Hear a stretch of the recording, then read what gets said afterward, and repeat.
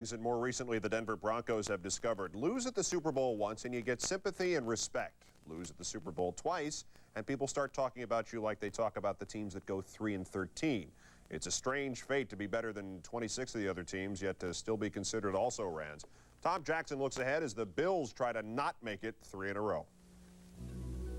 They have won 30 games in the last 2 seasons, yet they have the loser tag. Lost opportunities, lost seasons, lost helmet, lost composure, lost Super Bowls.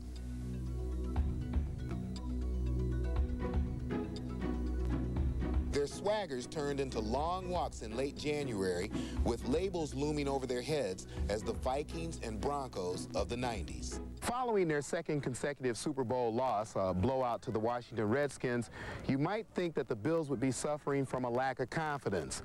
But alas, here in Western New York, such is not the case.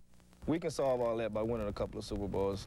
I think before I leave here, we'll be 2-2 in Super Bowl appearances. Now, that's the way I feel, and that's the way a lot of other players feel on this football team. This is a cocky football team. I think we're very confident. You know, there's I said cocky. I heard you. I heard you. Buffalo will need cockiness and confidence. They are the 3rd team to lose back-to-back Super Bowls, with the previous pair not returning to the championship game the following year. The Bills now have to hear and deal with a possible reverse three-peat. I've heard enough about the last 2 Super Bowls ever since I had to make that trip to the Pro Bowl last year. But hey, that's part of it. Everybody has a right to express their own opinion, and believe me, they do. We're probably going to have to handle that among the teammates that I had the past 2 years. We're probably have to handle that for the rest of our careers. I don't see any lack of competitiveness so far as players wanting to come back and do the things that are necessary to make their contributions to get back to the way we were in 1990 and 1991. This season offensively, the no-huddle stays, even though offensive coordinator Ted Marchibroda is gone to Indy.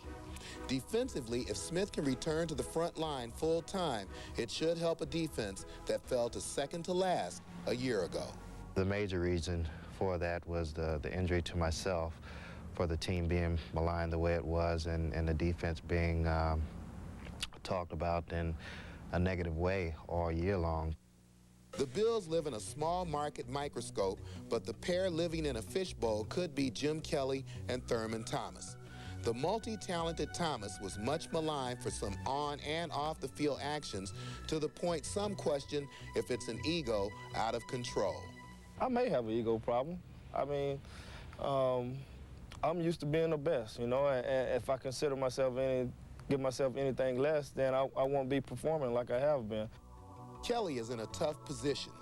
No matter what he does, quarterbacks win or lose Super Bowls. Talking with Terry Bradshaw last year during the Super Bowl, saying that, you know, you're going to be a good quarterback, you're going to be labeled as one of the best, you, John, you know, Dan, but until you win that Super Bowl, you won't be up here with the elite, the quarterbacks that have done it.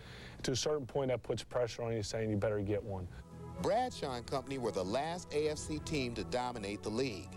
Buffalo's next step is to be a force beyond their conference. Tom Jackson, ESPN. According to the game plan, the Bills need to make hay while the September sun shines as they face not a single 1991 playoff team. But if they're not together by December 1st, there could be trouble because they finish up with the Jets, the Broncos, the Saints, and the Oilers. And the only thing you have to really worry about this team is Kelly going to show up or not? In the wins, 50 more touchdowns than intercepts. In the losses, 11 more intercepts than touchdowns. The game plan.